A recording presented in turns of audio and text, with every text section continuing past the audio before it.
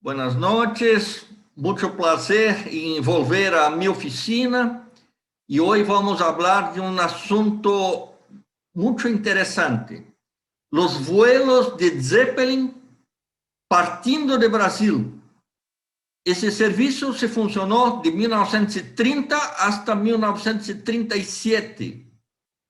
Mas hoy vamos a hablar de 1931 hasta 37, porque el único vuelo de 1930, en mayo de 1930, nosotros já tivemos oportunidade de hablar anteriormente em uma charla que tivemos acá em 12 de outubro de 2020.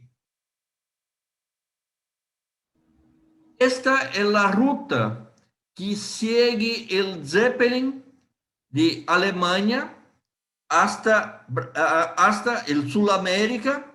Em geral, se pousava em Sudamérica, o ponto de arriba acá é em Recife, com vuelo hasta Rio de Janeiro, com uma exceção em 1934, que o vuelo se prosseguiu para o sul do Brasil, se passou por Curitiba, Joinville, Blumenau, Porto Alegre, Pelotas, se chegou a Montevideo e depois a Buenos Aires. Mas, exceto esse, os outros vuelos se seguiam de Alemanha hasta Recife, em Rio de Janeiro. E como se vê esse afiche de publicidade, é muito importante resaltar que o Zeppelin saía de Alemanha, de Europa, hasta a América do Sul em 3 dias. Esse era um fato memorável, porque antes a experiência que tínhamos, por exemplo, o correio, mesmo o correio com catapulta, se levava 11 dias, conjugado entre buques e navios catapultados. Então, essa é uma diferença tecnológica muito grande. E todas as peças que estamos mostrando acá são peças de minha coleção que estou armando, em geral, como uma perna de vuelo de Europa hasta América do Sul e outra volvendo de América do Sul hasta Europa.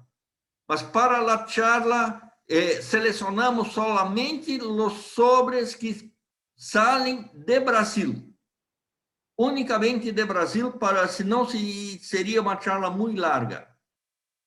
E só para ilustrar, entre o período que estamos falando acá, 1931 hasta 1937, nós tivemos 70 vuelos de Zeppelin, dos quais 64, a grande maioria, pelo Graf Zeppelin, e solamente 6 vuelos pelo Hindenburg. 1931, quando se empiezam os vuelos, tivemos 3. Acá o primeiro saindo de Alemanha 29 de agosto e retornando em 7 de setembro. Essa é a fecha que estamos falando. Como nós vamos mostrar hoje solamente o vuelo de retorno, ou seja, com partida de Brasil hasta a América, interessa solamente isso e vamos falar isso. Portanto, em ano de 31, como vuelos comerciais, tivemos solamente 3, em agosto, setembro e outubro. As fechas estão acá. E depois se podem consultar todas em PDF que se colocará abaixo da exposição que quando se subirá para YouTube. O primeiro que estamos mostrando se sai de Pernambuco hasta o Rio de Janeiro e se em 3 de setembro de 1971 se vai a Friedrichshain, em Alemanha, com chegada em 7 de setembro. E se foi dirigida para a cidade de Glockstadt, em Tisland, em Alemanha. Se observa acá, procuro traduzir sempre o cachê que tem em sobre. Nesse caso, o cachê está acá, nesta parte, está muito pouco nítido, por isso que reproduzimos acá de forma mais nítida. E acá, este é o carimbo de chegada em Alemanha. O porteio, nesta oportunidade, em 1931, solamente para explicar, era de 2.500 réis, com uma sobretaxa de porte aéreo, e mais a taxa normal, que era com o selo normal de correio, e neste caso era mais um porte de 200 réis, ou seja, para tarjeta, como é esse caso, o porteio era de 200 réis, mas essa sobretaxa para o serviço de Zeppelin de 2.500 réis. Esse é o primeiro porte. Este sobre se vai destinado para a Áustria. É muito interessante porque esse triple porte, ou seja, 3 vezes 2.500 réis, mais em total, com mais uma estampilha de 400 réis em amarillo, com um porte total de 7.900 réis. Salida de Rio de Janeiro, se foi até Friedrichshafen, e em Friedrichshafen hasta a Áustria, se seguiu por via aérea pela Lufthansa.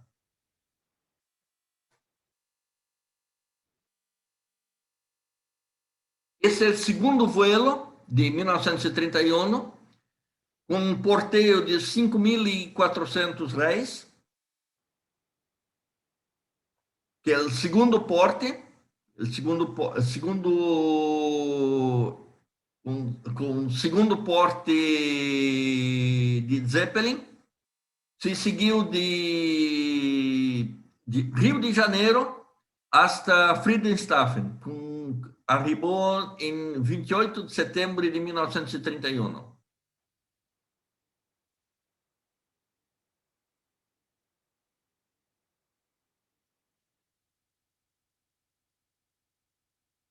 Esse com um porte de 4.100 réis, se observa que é um sobre registrado e destinado a um destino muito incomum acá em Brasil, que é para Dinamarca. E vocês vão observar que há muitos sobres com destinos incomuns em minha coleção. Este é um dele, com esse porte de registro, o primeiro porte de registro. Se foi postado em Rio de Janeiro, de Rio de Janeiro a Friedrichshafen por Zeppelin, e depois se seguiu por via aérea até a cidade de Copenhague, em Dinamarca.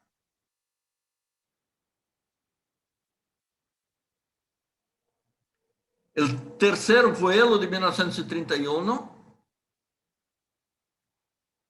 com um porteio de 3.900 réis, de Rio de Janeiro até Friedrichshafen, e depois se foi dirigida para a cidade de Assen, na Holanda. Também uma carta com certificada, com registro certificada, como se observa cá nesse matacelo que tem acá.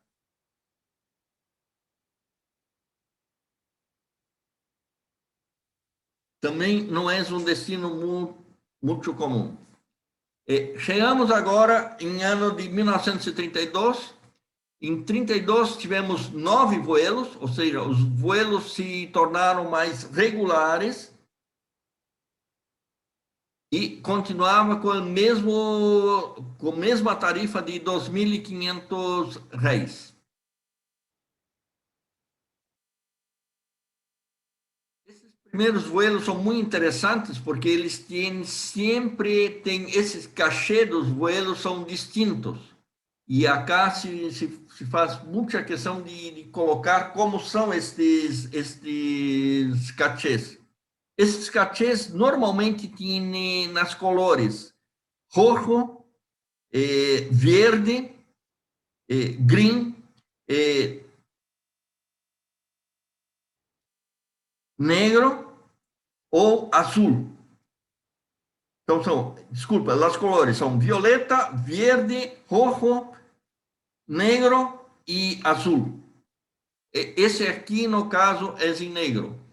Essa correspondência é muito peculiar, porque essa correspondência se foi dirigida para a Suécia, é a única que conosco que tem esse porteio de 7.700 réis e com um caminho misto.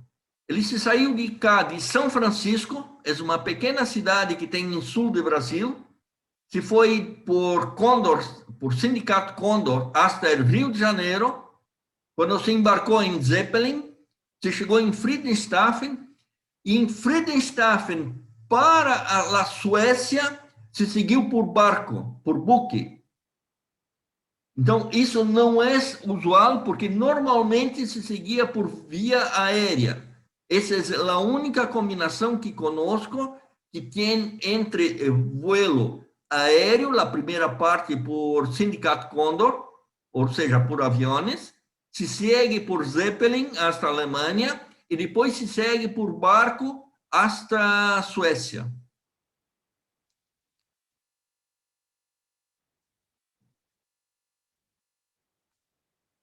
Este também um sobre bastante interessante, porque é um sobre comercial, muito comum, e tem o franqueio é através de um meter, ou seja, de um franqueio mecânico. A Caim utilizada é a segunda máquina que é utilizada em Brasil, 1932. O porteio total de 4.200 réis, e se observa acá que se observa na parte que o cachê é em la color azul. Ele se foi dirigido até a cidade de Hamburgo, na Alemanha. Então, se saiu de São Paulo, em março de 1932, se foi dirigido para a Alemanha.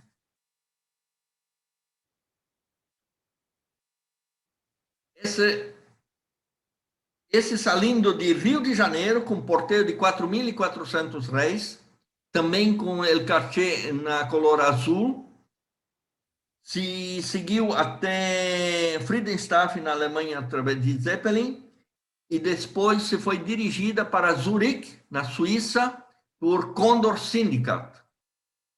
Um carimbo de chegada em 13 de abril de 1932.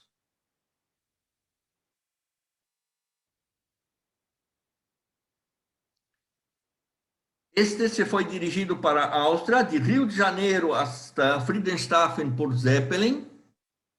Depois foi até Viena, na Áustria, com um porteio de 4.200 réis. Esse trajeto entre Friedrichshafen e Áustria se seguiu por Lufthansa. E tem o matacelo de Viena com 28 de abril de 1932.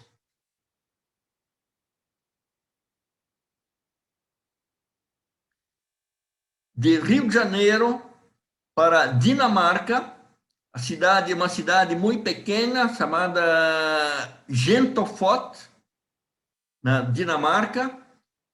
Se seguiu de Rio de Janeiro para Friedrichshafen e depois se dirigida por via aérea para a Dinamarca, com um porteio de 4.200 réis. Com passagem por Copenhague no dia 27 de abril de 1932, conforme matacelo que está em dorso.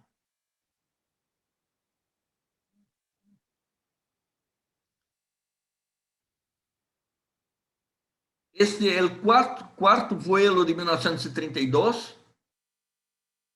Seguiu de Santos, uma cidade em litoral de São Paulo, dirigida para Hamburgo, na Alemanha, e com passagem por Berlim.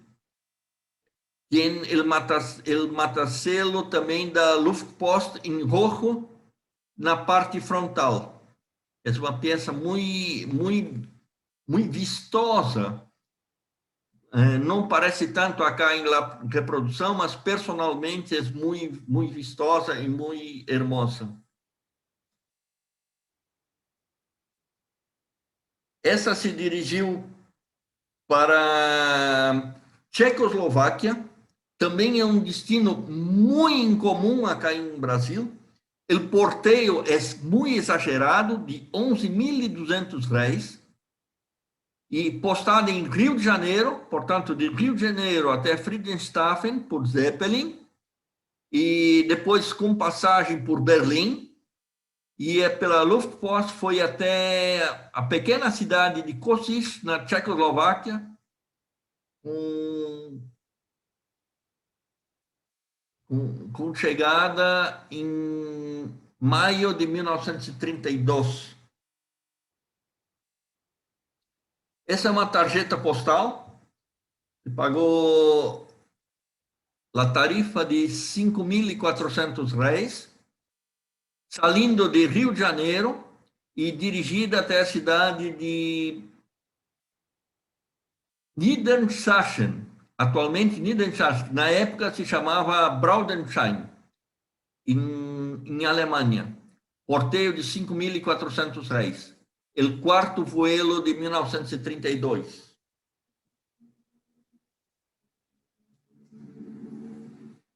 Esse também não é o destino comum.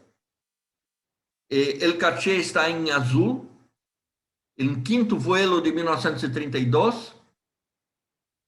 Se segue para Dinamarca, Copenhague, Dinamarca. Postada em Porto Alegre, em sul do Brasil, extremo sul do Brasil. Se vuela hasta Rio de Janeiro por Condor Syndicate, depois por Zeppelin, com passagem em Hamburgo e depois até Copenhague pela Luftpost.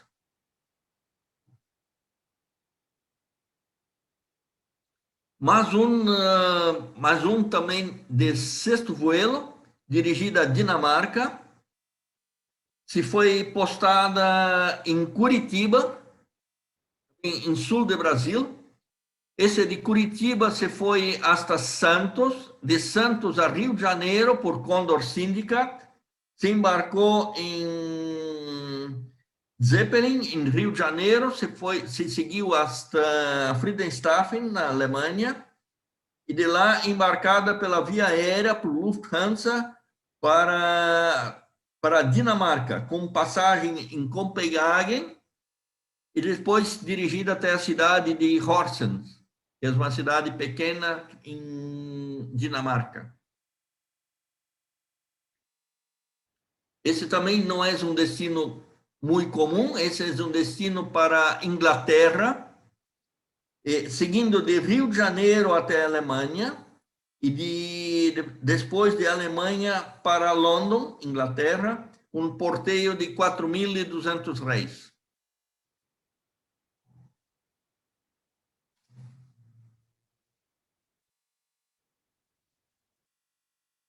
Este é um, esse é um vuelo interno em Brasil, e se segue solamente entre Recife e Rio de Janeiro, com um porte interno de Brasil, 950 reais. Esse não teria esse sobreporte para estrangeiro de 2.500 reais, por ter voado solamente internamente dentro de Brasil.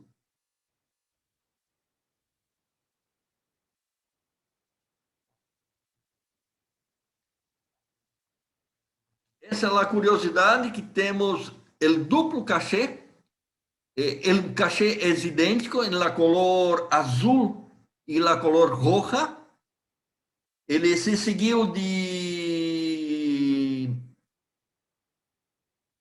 Rio de Janeiro para Friedrichshafen e de lá se foi para Antuérpia, na Bélgica. Também não é um destino comum acá em Brasil, com um porteio de 4.700 reais.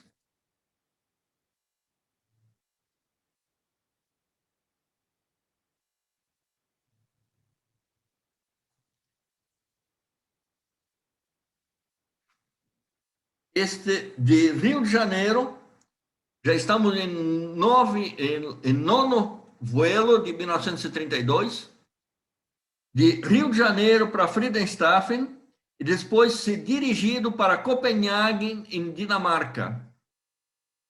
Se seguiu por via aérea, Lufthansa, hasta Dinamarca, um porteio de 4.200 réis.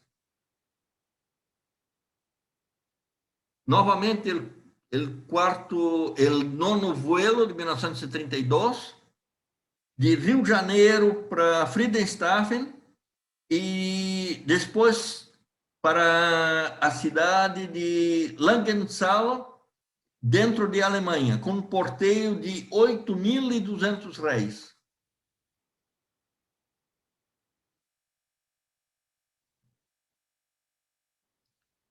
Em ano de 1933, a sobretaxa, em maio de 1933, se passou para o valor de 3.500 réis. E nós tivemos também, em ano de 1933, 9 vuelos para a Alemanha, todos com Graf Zeppelin.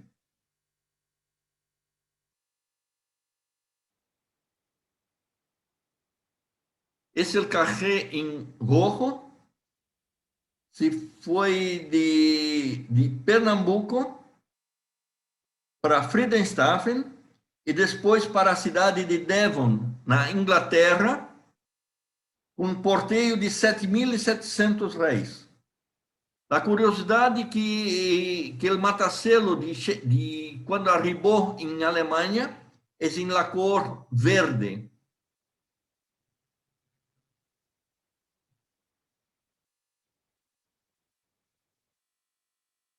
Também o primeiro vuelo de 1933, dessa vez o cachê em azul, está em dorso e não na frente do sobre. Ele se vai de Rio de Janeiro para Dinamarca, para uma pequena cidade chamada Nib. E o porteio de 9.100 réis. Então, se parte de Rio de Janeiro, de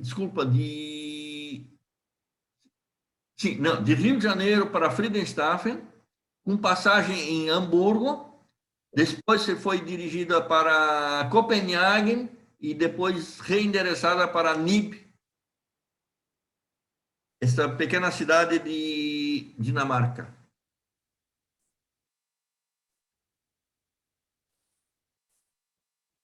Essa é uma tarjeta, porteio de 3.900 réis. Essa é dirigida para Siger, que essa é comum, essa é produzida especialmente para a filatelia, como é um comerciante que já estava prevenido sobre isso, o porteio correto, e normalmente fazia isto. Então, são muito comuns essas correspondências dirigidas para Siger, dentro de Alemanha. Ele, praticamente todos os vuelos, a correspondência para Siger. E acá estou reproduzindo uma exatamente para mostrar que eu sei que eu tenho uma desta. Então, essa se vai de Rio de Janeiro para a cidade de Lorch, na Alemanha.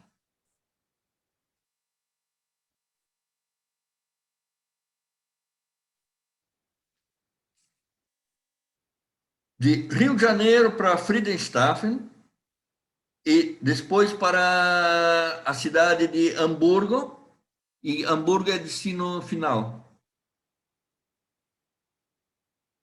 O porteio foi de 7.700 réis. O quarto vuelo de 1933, porteio de 4.200 réis. Ela se vai na cidade de Porto Alegre, em sul do Brasil, para Rio de Janeiro, por Condor Syndicate. Depois se vai para a Alemanha, até Friedrichshafen, por Zeppelin. Com passagem em Berlim, se vai para a cidade de Wittenberg, Wittenberg-Berghain.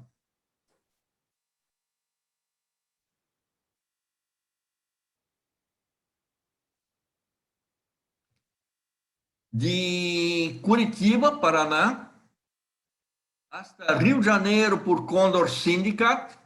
Se observa acá que tem este sobre, ele tem acá o símbolo da empresa de Condor Syndicate, é o sobre da própria empresa, Condor Syndicate, com registro, ou seja, com seguro, e dirigida para Munique, na Alemanha.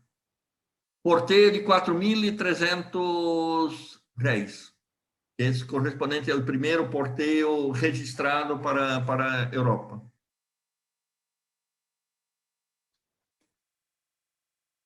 De Santos, São Paulo, província de São Paulo, para Rio de Janeiro, por Condor Syndicate, depois seguindo para Friedrichshafen, na Alemanha, por Zeppelin, e depois dentro da Alemanha por Lufthansa, no matacelo de Luftpost, até a cidade de Meldorf.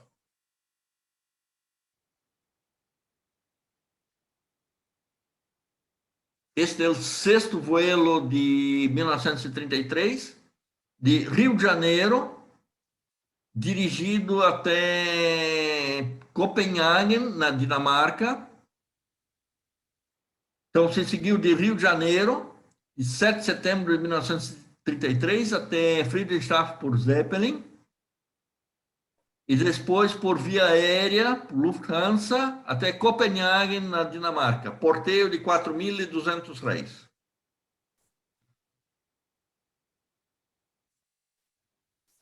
Esse, por curiosidade, os matacelos que estão na parte frontal desse sobre são todos em rojo. Então, se tornou um sobre muito bonito, e acá até não parece tanto na imagem que estamos mostrando. Mas é um sobre muito vistoso, com um porteio de 4.200 réis, de Rio de Janeiro para Friedrichshafen, e depois se dirigido para a cidade de Tampere, na Finlândia. Esse outro destino muito incomum para voos saindo de Brasil.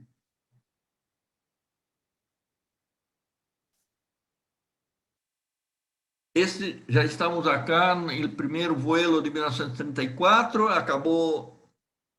Esta é a tabela, chegamos em ano de 1934. Em ano de 1934, é curiosidade, acá se mudaram novamente os porteios, se criou uma tabela em 11 de maio de 1934, pela lei número 24.226, e essa lei aboliu acá em Brasil os selos que podiam as empresas aéreas emitir. Nós tivemos acá selos de las companhias Varig, Condor Syndicate, ETA e Zeppelin. São empresas aéreas que poderiam emitir estampilhas.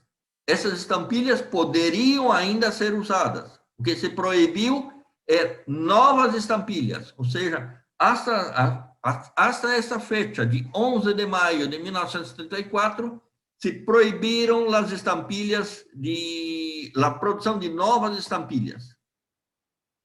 E se criou uma tabela progressiva, porque com taxas regionais de 700 réis, taxas interestaduais de 1.000 réis e taxas internacionais, com alguns grupos. Por exemplo, o primeiro grupo, Argentina e Uruguai, com uma taxa de 1.200 réis. O segundo grupo, Chile e Paraguai, 1.600 réis. Terceiro grupo, Bolívia, Peru, Guianas, Porto Rico, Virgínias, Guatemala, Equador, Panamá, Venezuela, Canal de Panamá, 2.200 réis. Para o quarto grupo, Jamaica, Colômbia, Honduras, Nicarágua, Salvador, Cuba, Costa Rica, México, Estados Unidos, Canadá e Espanha, 3.700 réis. O quinto grupo, países da Europa, exceto Espanha, e África, 4.200 réis. O sexto grupo, R$ 4.800 para Turquia, Síria, Egito, Arábia, Armênia, Chipre, Palestina e outras.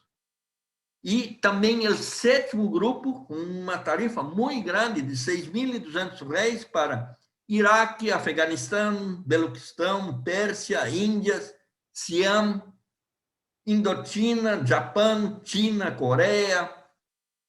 Essas tarifas, portanto, passaram a vigorar a partir de maio de 1934.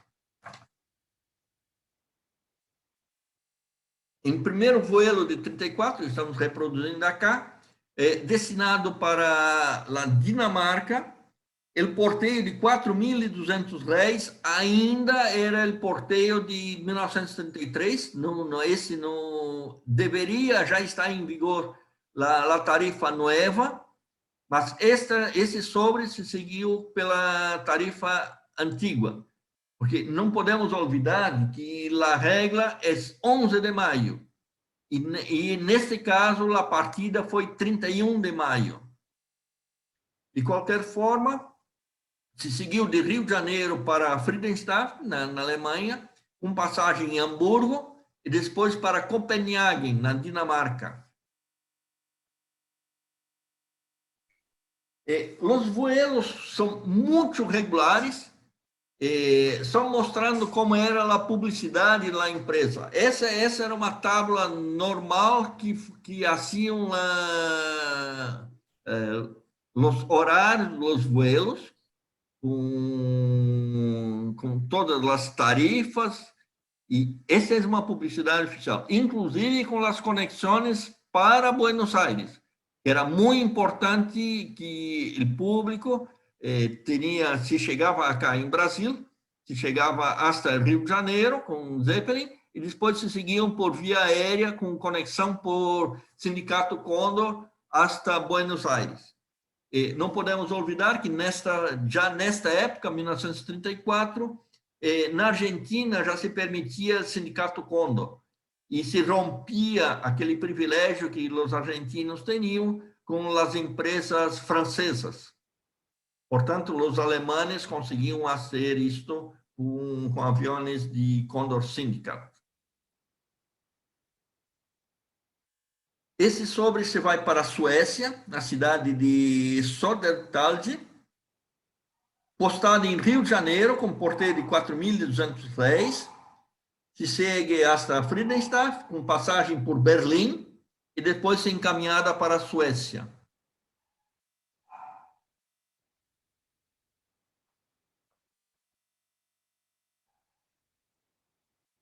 Este de Pernambuco para Friedrichshafen e depois se encaminhada para Viena, na Áustria. Há um equívoco na estampilha que consta na versa, porque consta 14 de julho, quando na realidade o matacelo não é impossível ser 14 de julho. Esse foi um equívoco quando constava acá 14 de julho. Na verdade, é 14 de junho, ou seja, um mês antes, porque não é possível que ele se parta acá. Em julho, que tem a chegada, a fecha da chegada, esse endorso, 19 de junho. E depois 20 de junho se chega em Viena, na Áustria.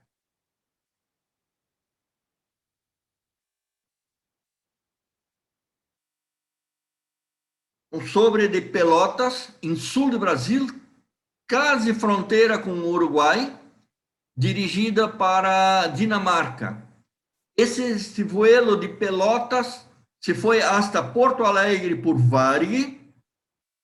Depois se voou o vuelo de Porto Alegre hasta Rio de Janeiro por Condor Syndicate, e depois se seguiu para a Alemanha, em Friedrichshafen, e depois por Lufthansa hasta Copenhague, na Dinamarca, o porteio de R$ 4.200.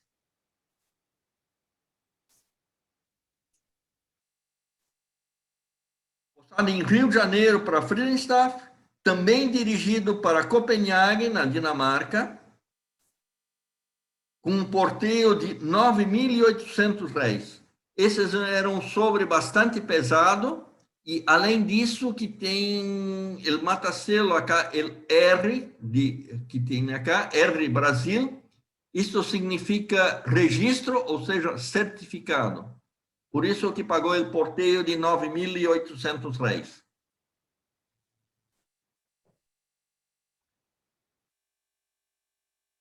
Esse é dirigido para a Holanda, Amsterdã, postado em Rio de Janeiro, 26 de julho de 34, esse quarto vuelo de 1934, se segue hasta Friedrichshafen e depois para Holanda, Amsterdã por Lufthansa. O porte exagerado de R$ 54.600. Isso era uma fortuna na época. É um sobre um pouco grande e está bastante danificado acá em las puntas, significando que efetivamente, se observem acá, que além de ele estava com muito peso. Por isso que pagou esse porte exagerado, é o maior porteio que conosco desse tipo de sobre normal que não seja paquete.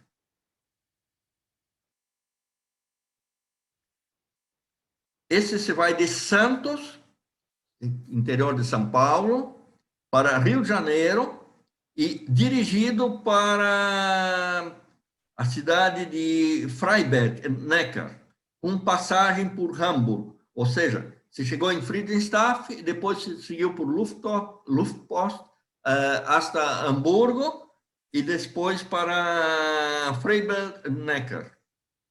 O porteio foi R$ 4.200.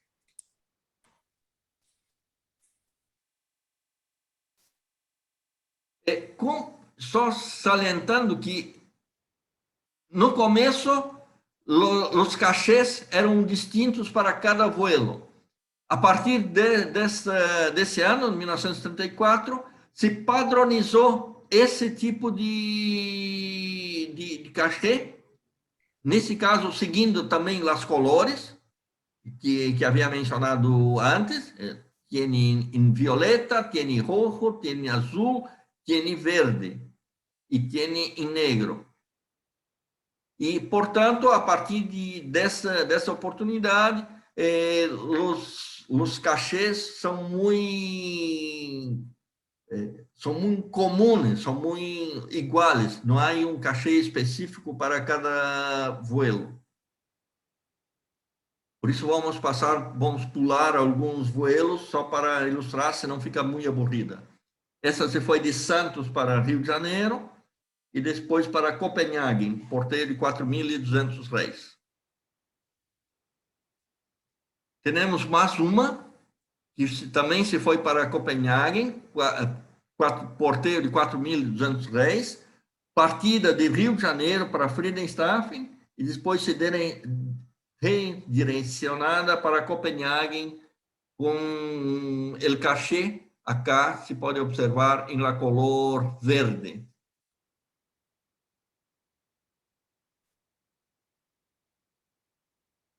Esse é o porteio de R$ 5.200, que sai de Blumenau. Blumenau é no sul do Brasil, é uma cidade muito chica, ainda é chica, mas de colonização alemã.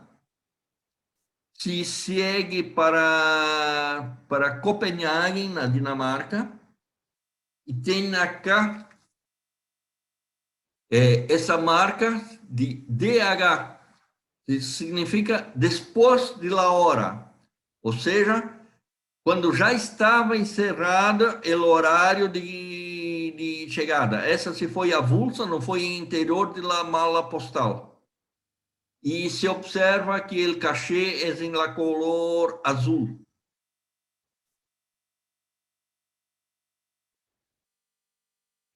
Porteio de R$ 5.600, de Rio de Janeiro, também dirigida a Copenhague, na Dinamarca, com registro. Se segue de Rio de Janeiro para Friedenstadt, e depois se foi reendereçada para Copenhague, se segue pela Lufthansa. E o cachê está acá, em la color negra. Porteiro de 4.200 réis, também dirigido para Copenhague, na Dinamarca. Apesar de vocês estarem vendo acá muito para os países escandinavos, não é comum. Né? Nem um pouco comum esse tipo de endereçamento acá em Brasil. Portanto, são peças muito selecionadas para poder mostrar esse destino em comum. Essa se foi portada na cidade de Paranaguá, é um porto um pouco ao norte acá de onde eu resido. É um porto muito importante. Se seguiu por via aérea por Condor Syndicate hasta Rio de Janeiro, e depois se seguiu até Friedenstadt, na Alemanha, e reendereçada para Copenhague, na Dinamarca.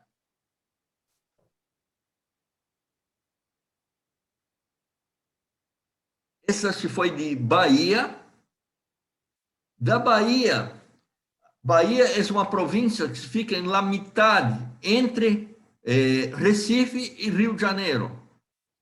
Não sei qual foi a lógica, porque deveria seguir para o norte, para Recife, que ela é pela lógica, e em Recife ser embarcada em Zeppelin. Nesse caso, se foi para o sul, até o Rio de Janeiro, provavelmente isto por causa das fechas, e em Rio de Janeiro se seguiu novamente para o norte, sobrevoa a Bahia, pousou em Recife e depois se foi dirigida para a Alemanha e endereçada para Amsterdã, na Holanda. O porteio foi 8.400 réis. Essa é uma tarjeta. Primeiro porte para a tarjeta, 3.100 réis. Se foi postada em Curitiba, essa província de Paraná. Se reendereçada, se foi por via aérea para Rio de Janeiro e endereçada para a cidade de Nijmegen, na Holanda.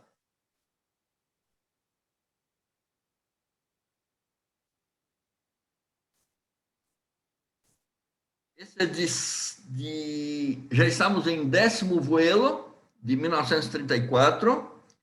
Foi de Santos para o Rio de Janeiro por via aérea, depois por Zeppelin hasta a Alemanha, com destino final em Hamburgo, sendo que o último trecho de Bodanese hasta Hamburgo por via aérea por Lufthansa.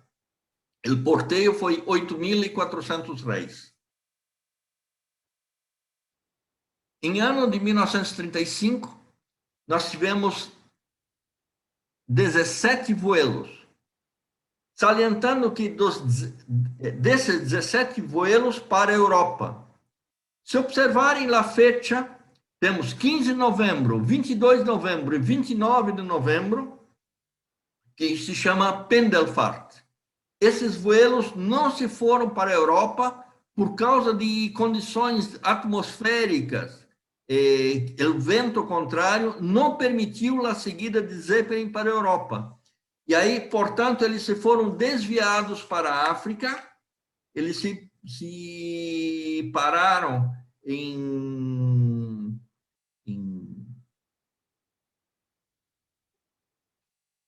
pararam na cidade de Bastur, na África, e foi encaminhado, portanto, um avião de Sindicato Condor para recolher a valise postal, a mala postal, na África, nesses 3 vuelos. 3 vuelos em novembro de 1935. Mas temos 17 vuelos normais foram complementados. Só para adiantar, não vamos falar todos, porque acá se torna bastante, passa a ser bastante aburrido, são muito iguais os sobres. Este se foi de Rio de Janeiro, dirigido para Copenhague, na Dinamarca. Então, se seguiu hasta Friedrichshafen e depois se encaminhado por Lufthansa para Dinamarca. Porteio de 4.200 réis.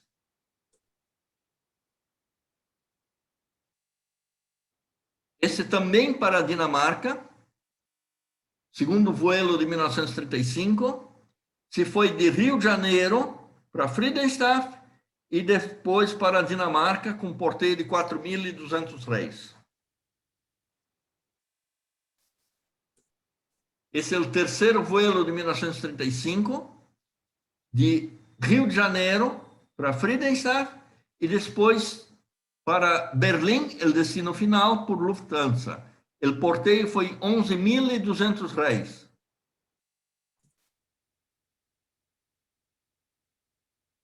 Terceiro vuelo, 1935, com a tarifa se foi paga não com estampilha, se foi paga com meter, 4.200 réis. O destino é Suécia. Se foi de Rio de Janeiro para Friedrichshafen, depois para Malmö, Malmö e reendereçada para Estocolmo, com um porteio de 4.200 réis.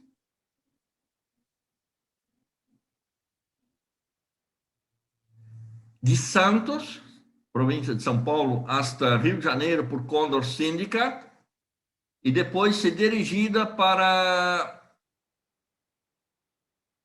a cidade de Meldorf, na Alemanha. Porteio de 4.200 réis.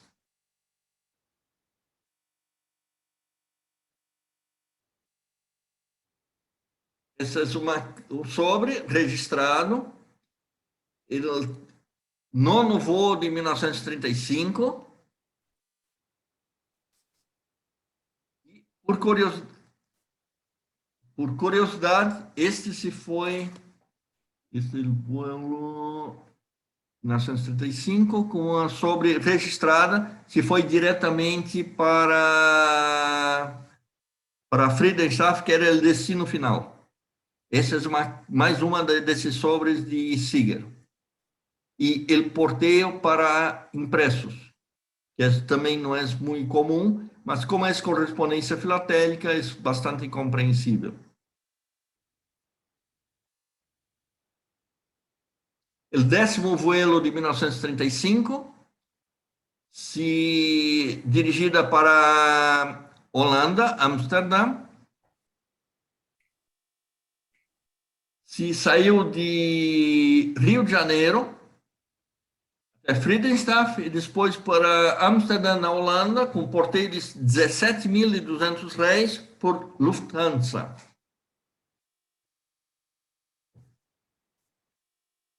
12º vuelo, 1935, de Rio de Janeiro para Friedrichshafen e depois para Copenhague, na Dinamarca, porteio de 4.200 réis.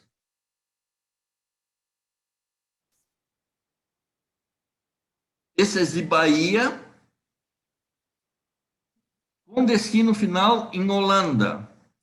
Se observa acá, em esse matacelo, não consegui descobrir, sei que está escrito em holandês, departamento de controle. Tenho algo como 4 ou 5, todos postados em Holanda, mas não consegui descobrir onde que era colocado e qual a razão de ter esse matacelo de departamento de controle. Nesse caso acá, teria o porteio de 21.000 réis, se saiu de Bahia, com destino a Friedrichshafen e depois para a Holanda.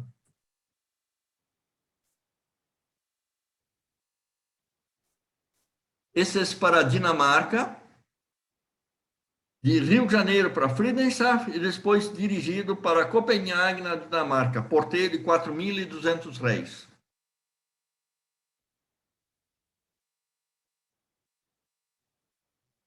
Esse é da Bahia, que se seguiu diretamente para Recife, que é a ruta normal, depois então voou de Recife para Friedrichshafen e depois para Holanda, para Amsterdã, Holanda, porteio de 12.600 réis. Esse ano de 1936,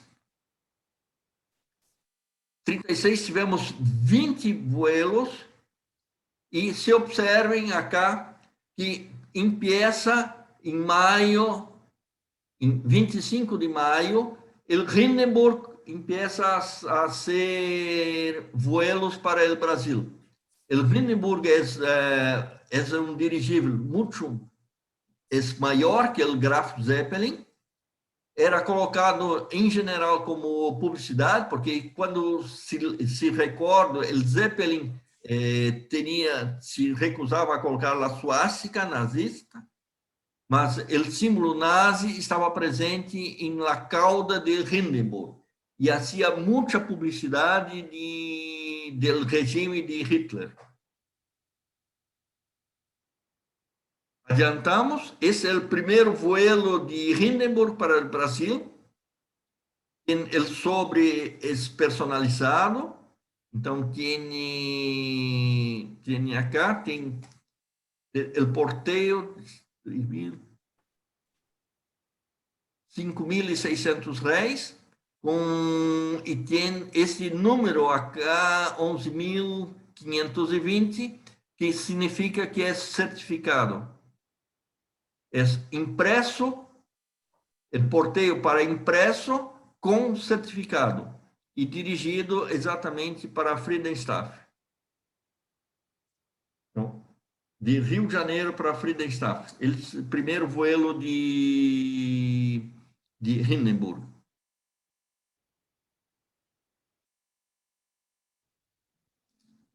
Esse é o terceiro vuelo de 1935, também tinha acá o número de certificado, que é 18.605, que é o número de certificado.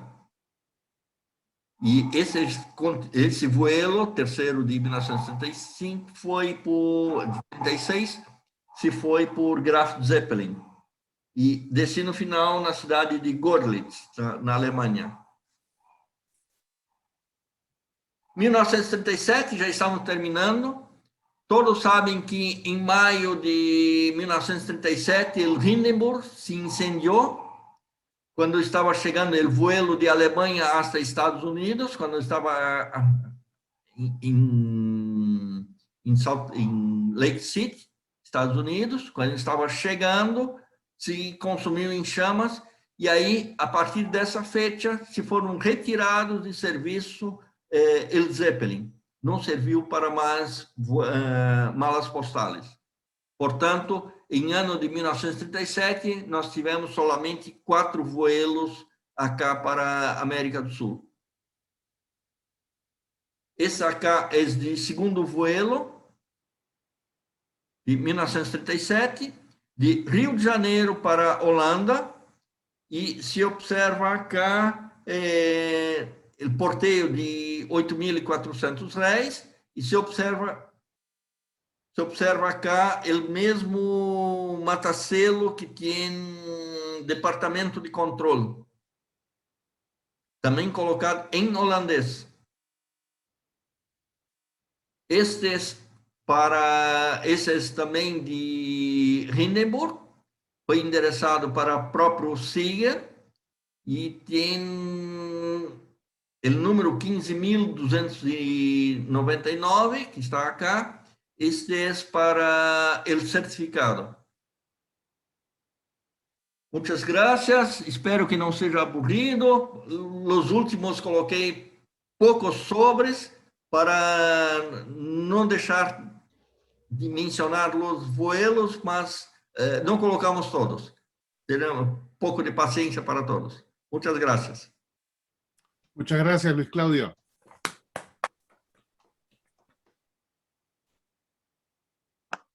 Muy bien, muy lindo, Luis. Muchas gracias. Felicidades. Muy bueno, muy Gracias. bueno. Sí. Muy bueno. Muy lindo ¿Unas material. preguntas por ahí?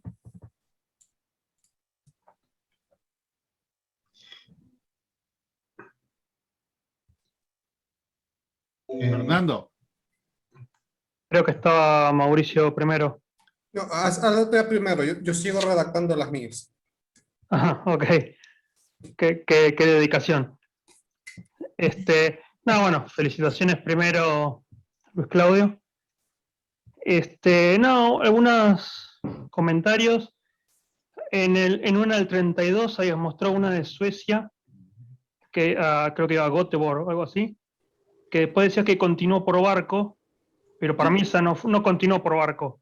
Estaba dirigida a un tripulante del barco, y esa marca que tenía era la recepción, pero no, esa carta no viajó en barco. Después, después una curiosidad, que también una del 32 que iba a Austria, simplemente para aportar, vi que tenía la marca de Viena y que tenía la marca de la hora con los minutos, que es la típica marca del correo neumático, también de Viena, como para aportar algo más. Y alguna más adelante, otro año tenía lo mismo. ¿Y qué más? No, y después también comentario de los vuelos, los pendulares, los que mencionaste, los Pendelfahrt, que en realidad también eso fue una respuesta al servicio de Lufthansa Sudamérica, cuando pusieron a reparar los barcos que tenían, bueno, en el Atlántico para reabastecerse. Entonces, para suplir eso, mientras los barcos se estaban reparando, pusieron esos vuelos pendulares, digamos, del Zeppelin para seguir manteniendo ese servicio, digamos, pero no eran vuelos regulares del Zeppelin, sino que fueron en respuesta a esa cuestión del otro servicio de los vuelos catapultados que, digamos, al poner en reparación esos barcos no podían continuar el servicio regular y lo suplieron con el Zeppelin porque, bueno, en definitiva era toda la misma compañía, ¿no? Quería agregar esas cosas. Y felicitaciones de nuevo. Gracias. Mauricio. Ok, gracias. Primero, Luis Claudio, felicidades. Es la segunda vez que miro esta presentación. La vi en Sociedad Filatélica Paulista. Igual la disfruto como que si fuera la primera vez que la estoy viendo. Te tengo unas preguntas. Bueno, y creo que respondiste algunas de ellas al final, pero por cualquier cosa hago la pregunta. Al principio nos mostraste unos sobres con unas estampillas que tenían una sobreimpresión Zeppelin. ¿Estas estampillas solo podían ser utilizadas para el servicio Zeppelin o se podían usar para pagar otros servicios? Esa es la primera. Y con relación a los colores de los cachets conmemorativos, que vimos varios, ¿tenían algún significado por la oficina en donde se procesaba la correspondencia o era simplemente por el color de la tinta que tuvieran a mano? Bien, duas questões. Primeiro, as estampilhas se poderiam usar, claro, para outros serviços aéreos. As oficinas de Zeppelin acá em Brasil, que funcionavam em conjunto com as de Condor Syndicate. Era a mesma oficina. Muitas vezes era o mesmo funcionário que atendia as duas empresas. É muito comum ter estampilhas de um ou de outro para... E há que ver as fechas para poder distinguir o que é efetivamente de Zeppelin ou que não é o que é de Condor Syndicate, que normalmente as duas se confundem. Então, as fechas dos vuelos para poder saber o que era de um ou o que era de outro. E, portanto, o questionamento é se a estampilha se poderia ser usada. Sim, eram usadas para ambos os serviços. Ya. Gracias. Essa es la cuestión. La otra era con relación al color de las No, el color, sí. No, mira, hay determinadas, el Zeppelin era un servicio caro, no era un servicio que costaba poco, mas tenía mucho suceso, tenía mucha rapidez. Se conhece os arquivos que têm determinadas malas postales com 17.000 peças de um vuelo. Então, te imagina quantos funcionários estão colocando no cachê. Tá? Então, tinha cachê, às vezes, tinha várias colônias e o funcionário colocava, imagina colocar 17.000 cachês tá? E premido por horário, porque eu saía com sem cachê. Entende? Então, tinha todas as cores, tudo se utilizava, na mesma fecha, teriam vários funcionários para fazer esse serviço. Perfecto. Muchas gracias. Uns são mais comuns, outros não. Miguel. Bueno, primero de todo, Luis Claudio, realmente felicitaciones, muy linda la presentación, muy amena y además un tema muy interesante en aerofilatelia, ¿no? Te quería preguntar porque vi que tenías varios sobres que tenían sellos de la sobretasa a favor de las víctimas de la Revolución del 30.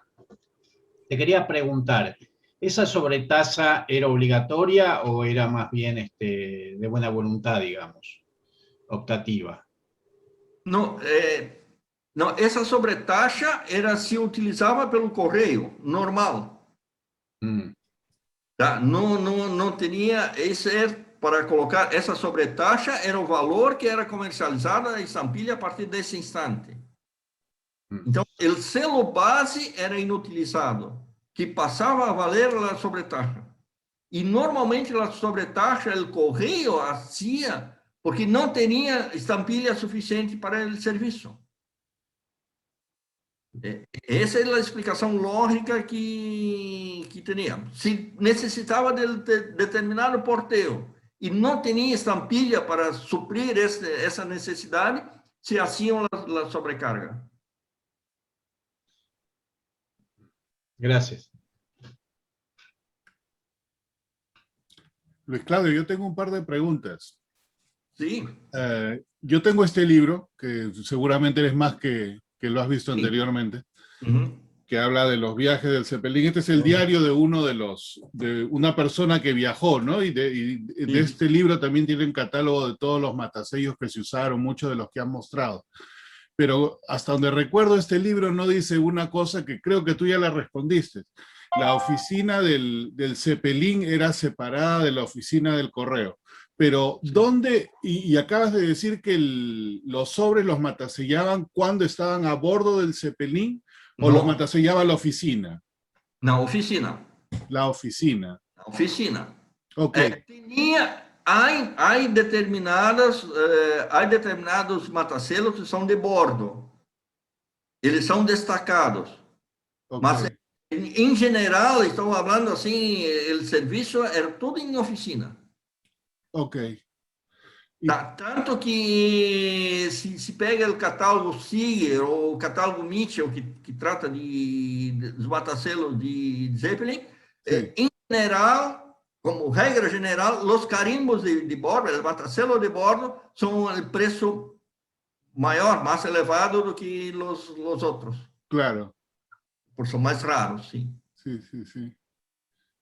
Ok. Y la curiosidad que casi me olvido es, entonces los matasellaban ahí, pero digamos que esa oficina del Zeppelin tenía que constantemente estar haciendo un matasello nuevo, porque la cantidad de matasellos que existe, o sea, terminaban con uno y ya empezaban con el otro. ¿Y qué hacían con el anterior? ¿Lo reutilizaban, lo destruían? ¿Se conoce ese proceso? No, mira, cuando empezó el servicio, hasta 1974, cada vuelo tenía un matacelo específico. Então, lo construíam para aquele vuelo. E depois não se utilizavam mais. Há exceções. Por exemplo, quando se recorda a charla que Reinaldo Macedo falou sobre a Revolução de São Paulo, 1932, quando se encerraram os vuelos, as oficinas de Zeppelin continuavam a recolher os sobres. Enviavam. Portanto, o cachê não era o real do vuelo que depois se seguiu, meses depois. Ok. Então, tinha essa diferença em algumas exceções, mas, em geral, cada vuelo tinha o seu cachê próprio. Depois, em 1934, se padronizou e aí se utilizava um só. Ok. Gracias. Buena aclaración. Eso no lo conocía. ¿Otras preguntas por ahí para Luis Claudio? Mauricio. Ok, una pregunta, Luis Claudio. Vi varios sobres que tenían, eso es una curiosidad nada más, varios sobres que tienen el membrete de Sindicato Cóndor. Asumo que estos sobres, la empresa los facilitaba o sea, los regalaba o la gente los compraba en la empresa para usarlos para sus cartas. Esa es una.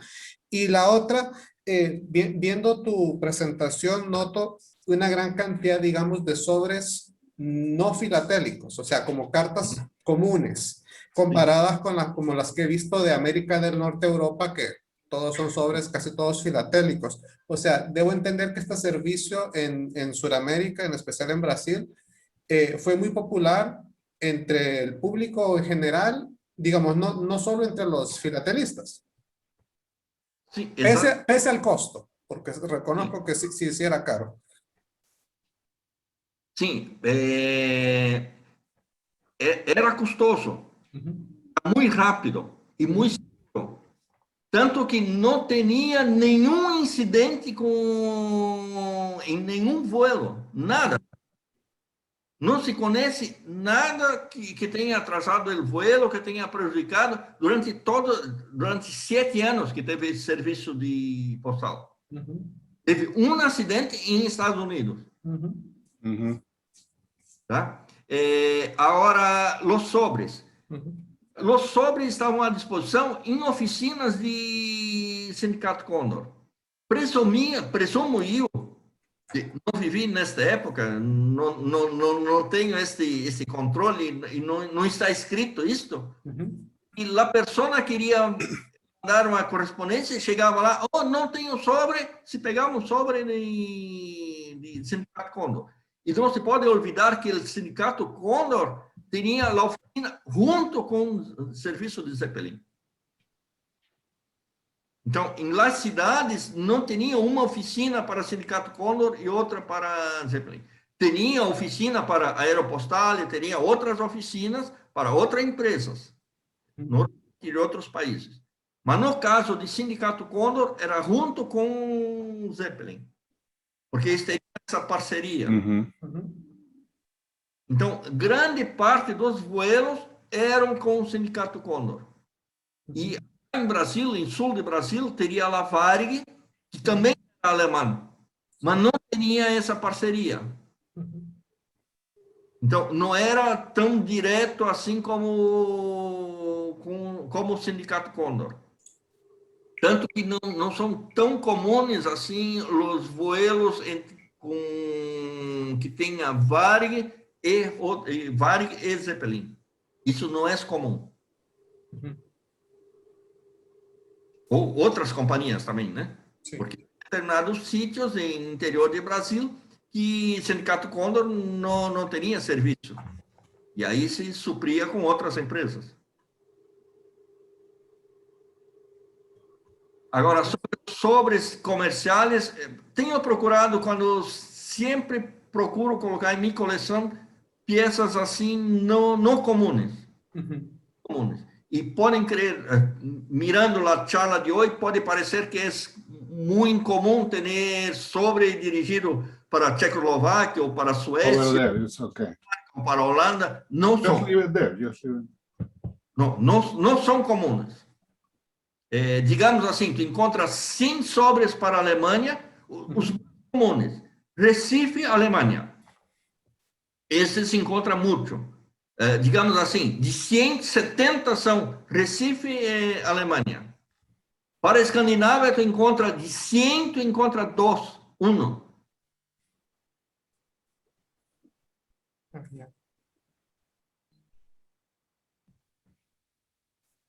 Agora, pretendo outra hora falar dos outros voos, aí de Europa para Brasil ou de outros países acá. Aí se pega de Argentina, de Chile, de outras que tem os outros. Tem Chile também, tem peças muito interessantes.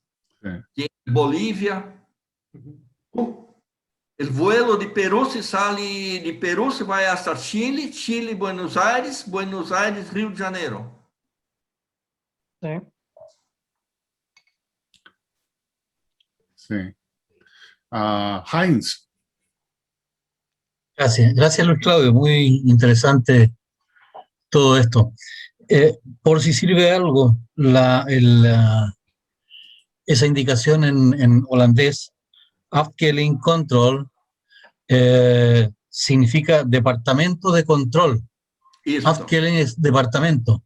Esto. Por tanto, habría que preguntarse si, dado que aparecen varios sobres, quizás va de Friedrichshafen a, no sé, Ámsterdam, sí. Y todos los vuelos llegan a Ámsterdam, y quizás entonces en Ámsterdam se distribuye y ahí, previo a eso, algunos se controlan. Sí, exactamente. Mas ¿por qué? ¿O qué es ese departamento de control? Se llama departamento de control, digamos. Es un departamento interno del correo holandés. No sé por qué. ¿Puede tener Andrés, lo sabe? Sí. Seguro.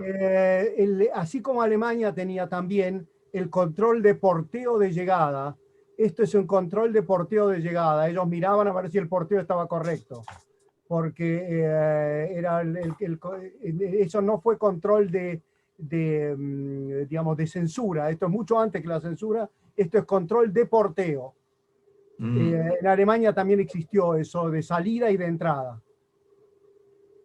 Pero no son comunes en Holanda. Vos tenés 3, pero no es que se ve cada momento. Sí.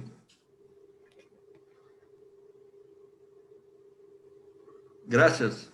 De nada. Gracias a ti. Muy bien. Les tengo una pregunta, Rolf.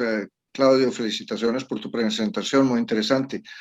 Hay algunos sobres de Alemania de la década anterior, de los años 20, en donde hay sellos que son de control fiscal para evaluar que no hubiera divisas, es decir, control de divisas. ¿Esto no tiene nada que ver con control de divisas eventualmente en Holanda? Es pregunta y no sé si puede hacer o no. Sí, no sé. Sinceramente, no tengo conocimiento de esto. Es posible.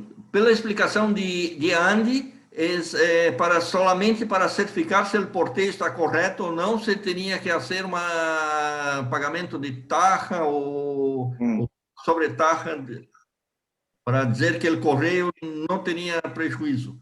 Vou mirar os congressos da UPO que devem falar algo sobre isto. Okay. Vou procurar nisto. Agora que tenho a indicação de Andy, vou procurar isto.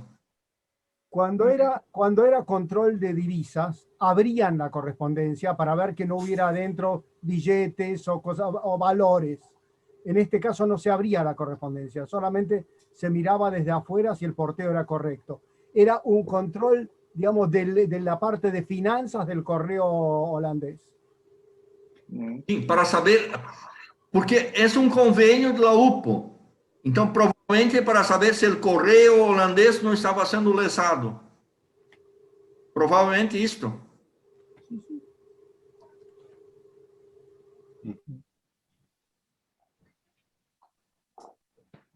Andrés, estás con la mano en alto. No sé si tienes otra pregunta. No, okay. No la supe bajar. No la bajó. Ok. Creo que estamos ahí. ¿Puedo agregar algo más? Adelante.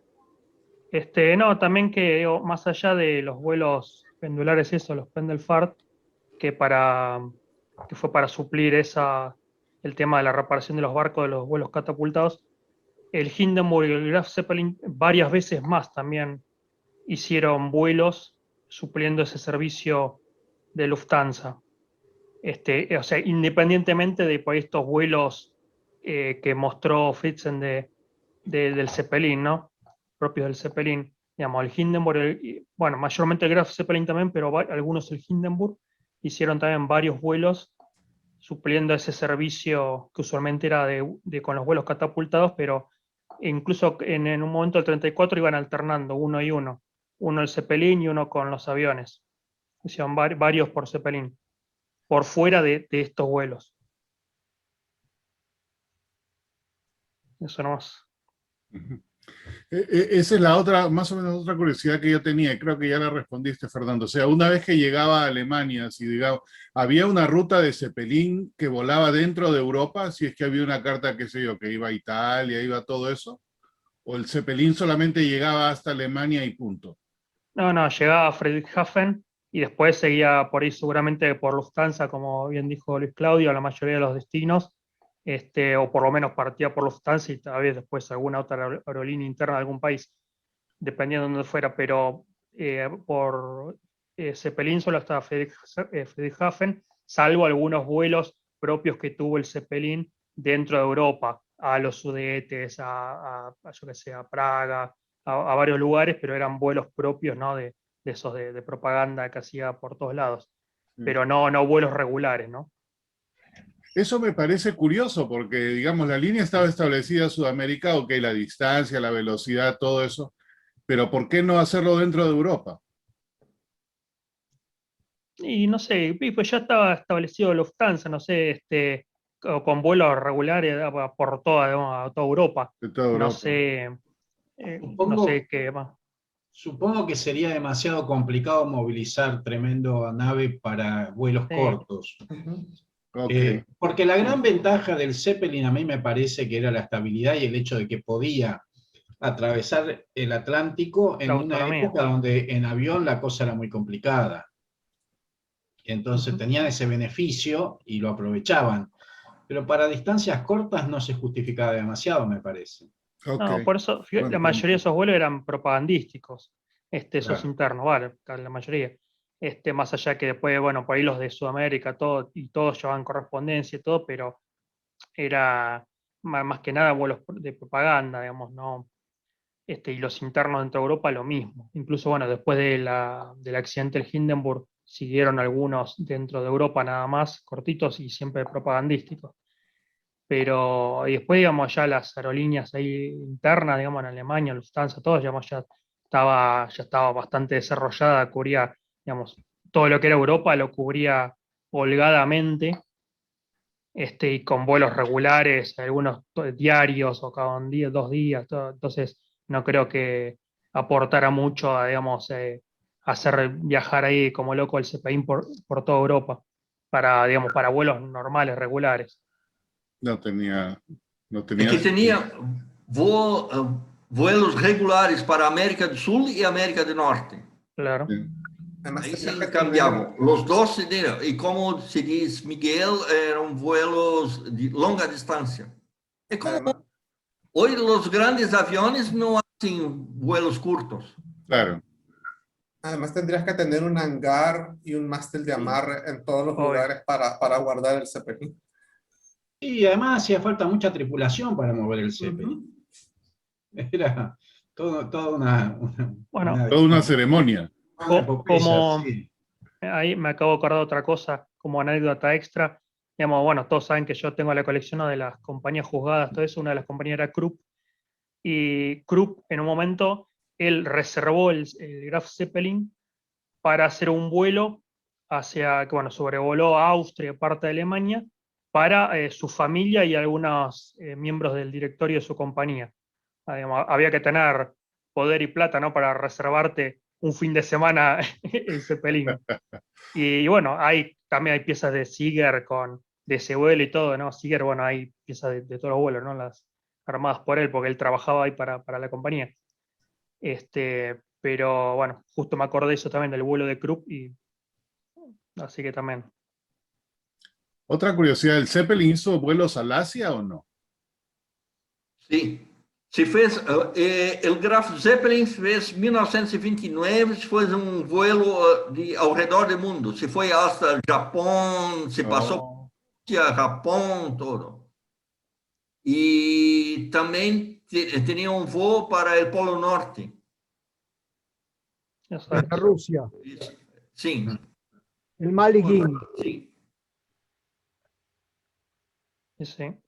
Por eso salieron los sellos con la sobrecarga del Polar Fart. Sí. Luis Claudio, ¿verdad que el hangar de Zeppelin en Río todavía existe? Existe. El único del mundo que ainda tiene en Río de Janeiro está en el hangar en perfectas condiciones. ¿Y qué esperan para organizar una Alemania exposición de aerofilatelia ahí? Eso. ¿Y es turístico o no? No, es dentro de un aeropuerto. En el aeropuerto de Río.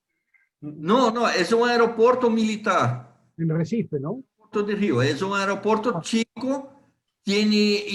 Hoy se usa para guardar aviones. Está en uso. Mirá vos. Yo sabía que todavía estaba, pero no que estaba en uso. Mirá vos. Sí, está en uso. Claro, no se guarda aviones grandes, todo aviones chicos. Las puertas se abren, todo, si funciona. Qué bárbaro, bien. Hubieran dejado el Zeppelin ahí adentro para que tengamos la historia completa. Sí.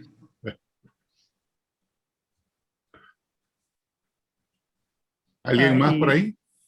También con todos estos vuelos de Zeppelines, a veces vos vas a ver algunos que tienen tarifas muy altas, dicen 12 marcos, 9 marcos, 8, pero eran así, digamos, tenían uno que por ahí uno puede pensar que están recontra sobretarifados, pero no, digamos, muchos vuelos, cada vuelo tenían tarifas distintas, especiales para ese vuelo en concreto, y así, súper variadas. Algunos eran 1 marco, 2 marcos, 4, 6, 8, 12, 9, hay de todo.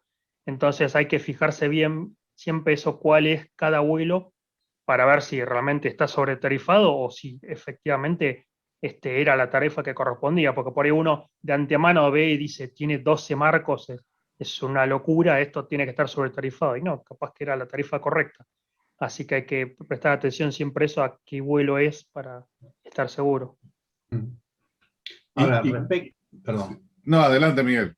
No, que respecto a Argentina, salvo el primer vuelo del 30 que tuvo su tarifa especial, todos los demás tenían la misma tarifa que el viaje en avión, sea de Lufthansa, sea de, ¿cómo se llama?, de Air France. Tenían exactamente la misma tarifa. Bueno, los vuelos que yo mencionaba, eso que hicieron supliendo, digamos, el servicio de Lufthansa, todo también tenían la tarifa regular, la sobretasa aérea, sí, normal de cualquier carta aérea. pero solamente eran esos vuelos de tenían, propaganda los que tenían tarifas locas. Claro. Sí, sí. Rich, en otra pregunta, media tangente. Hay sobres de Perú que van por el Zeppelin y tienen pues las estampillas brasileras y las estampillas peruanas. Yo he visto también con estampillas bolivianas, Perú, Bolivia, y que va por el Zeppelin. También he visto con chilenas. Pero de otros países, ¿se conoce algo así? De, qué sé yo, Colombia, no sé si habrá de sí. Ecuador, Colombia. Me dice. Colombia, Ecuador tiene. Colombia hay muchas y son muy caras de Colombia. ¿Y cómo hacían cuál es la combinación ahí? ¿Colombia, Brasil o algún país extra? Estoy intentando pesquisar esto, no consigo tener una explicación lógica. Presumo que sea algo como una oficina o alguien tenía las estampillas. No sé cómo lo consiguen. Y en la charla anterior, essa que se fez en octubre de año pasado, mostré un sobre de Colombia, que era un entero postal postado en Alemania. Un entero postal de Colombia postado en Alemania. Por lo general, cuando eran así, tenían los sellos de esos países, porque por ahí no había algún convenio concreto, entonces tenían sellos de esos países porque por ahí tenían que pagar el correo aéreo interno de Colombia. Exacto. Entonces te vendían también los sellos eso porque sabían que tenías que pagarlo. Yo me acuerdo también el caso que tengo yo de Luxemburgo, que en su momento no tenía también convenio con Alemania, y te vendían los sellos o de Alemania o de Francia, porque podía venir por Lufthansa, por Air France, entonces vos pagabas el porte de Luxemburgo, y después la sobretasa aérea la pagabas o con sellos alemanes si salía por Lufthansa, o con sellos franceses si salía por Air France. Y eso te lo vendían también en el propio correo de Luxemburgo. Porque ya sabían que era así el camino, y porque no, como no había todavía convenio aéreo, era la forma. Imagino que tal vez acá debe ser una situación similar. Los de Colombia usualmente pagaban el transporte aéreo dentro de Colombia, digamos, los típicos sellos de escata y eso. Entonces debe ser alguna situación similar, tal vez, y que por ahí ya sabiendo que iba a suceder eso, te vendían de origen esos sellos. Isso, penso que seria um agente encaminhador ou algo assim. Mas em anos 30? Sí. ¿Hay estampillas de Escada con resello Brasil? Sí. ¿Quién? Porque no sé, me parecería lógico que de repente Escada haya tratado de tener algo con Zeppelin, con la conexión alemana y todo eso, ¿no? Pero quizás Sí. no se conoce. Se me Não. ocurre. Estou tentando descobrir. Estou pesquisando. O que encontro sobre isso não me convence. Nada. Algum dia vamos fazer uma charla específica sobre isso quando eu tenha uma conclusão. Sí, sí. Ah, Rolf está ahí con la mano en alto. Rolf.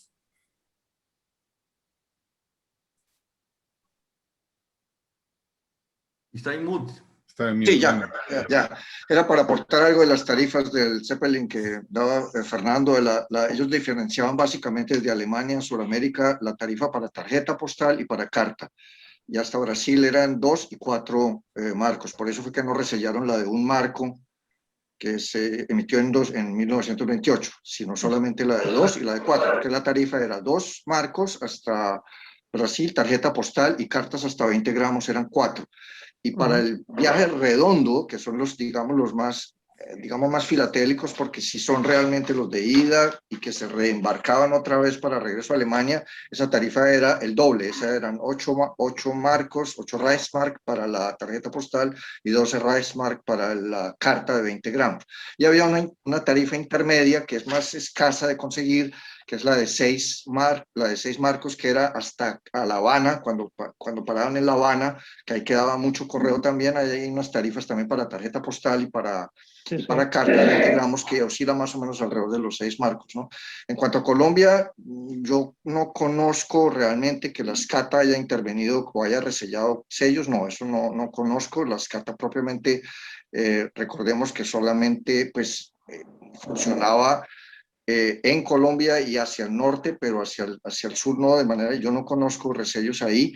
Lo que uno sí ve son las cartas de Sontag, de Joseph Sontag, los famosos sobres de Sontag, que son muy bonitos. Mucha gente dice que no tienen mucho valor porque son muy filatélicos, pero hay que ver. Yo tengo una muy buena muestra de estos sobres que este señor en Cali, que era un cervecero, hizo entre el año 30 y hasta el 32, en el término de 2 años, envió correos prácticamente por todo el mundo, y esos los tiene uno con muchos sellos, y hay algunos de estos sobres que fueron con Zeppelin, incluso vía Brasil. Y internamente en Colombia tenían la tarifa postal de Colombia del transporte de los 3 centavos o el correo local, y tenían algunos sobres, incluso los sellos de las empresas de transporte urbano en Colombia, porque este señor vivía en Cali y obviamente los correos de Colombia internacionales llegaban era fundamentalmente a Buenaventura y a Barranquilla. Entonces, por el lado del Pacífico, estos correos tenían, muchos de ellos, los sellos de algunos correos urbanos de Colombia. Entonces hay algunos correos de estos circulados vía Brasil, viniendo de Alemania o viceversa, en los cuales uno encuentra también los sellos de las empresas de transporte urbano, o sea, por bus. Se transportaba en bus, en camión, como dicen en otras partes. Mira vos. Muy bueno. Buen dato. ¿Y sabes si él tenía las estampillas? ¿Cómo le conseguía estampillas de otros países? Sí, ese es un misterio realmente, es un misterio. Él lo que tenía, yo alguna vez hablé tal vez ahí estaba ahorita Rocío, con Peter Bortfeld aquí en Colombia, y lo que pudimos establecer es que fundamentalmente él tenía una red de conexiones en todos los países que permitían que se sellaran los sobres cuando iban llegando hacia allá. Él no tenía sino los sobres los sobres aquí con sus sellos de Colombia, pero todos los demás fueron sellados por sus corresponsales que tenían los diferentes países, ¿no? Es lo que sabemos, ¿no? De Sontag, la historia es muy confusa porque no hay muchos datos. Yo he tratado de buscar mucho, reconstruir la historia de él. Yo solamente sé que está él y un hermano que vivía en Alemania también, que era un cura. Y hay unos correos, muy pocas cartas que yo logré obtener del año 46, 47, filatélicos también en Alemania, de donde uno puede saber que Joseph Sontag regresó a Alemania, vivió allá un tiempo, murió en algún momento que no he podido establecer, y él probablemente lo que hacía era que cuando estaba en Colombia tenía una serie de corresponsales en todos los países. Es probablemente la forma como hacía esto, ¿no? Pero es factible también que haya podido tener sellos, que le hayan enviado sellos, pero no lo creo muy factible, ¿no? Tenía un agente en cada país, un agente encaminador amigo. Sí. No de otra manera se explica que incluso hoy en día un sobre de eso sería muy difícil que circulara con esas. Hay sobres que van de aquí a Guatemala, de Guatemala a Estados Unidos, Alemania, Rusia, regresan por Francia, es decir, unas rutas que son bastante artificiales, es decir, incluso hoy, ¿no? Entonces la única forma de explicarse eso es que tenía encaminadores en esos países, ¿no? En el correo. Es como si nos mandáramos cartas entre nosotros, de uno al otro. La misma carta del uno al otro. Sí. ¿Y esos sobres están franqueados con estampillas de todos esos países, como esos Around the World de... Ok. Sí. Era una diversión. Sí. Esa diversión tenemos que hacer acá, aunque va a haber algún correo que lo va a parar. Imagínate, con la demora de cada país lo recibimos para el 2029. Para la cuarta pandemia. Pero nunca está de más hacer el intento a ver qué pasa.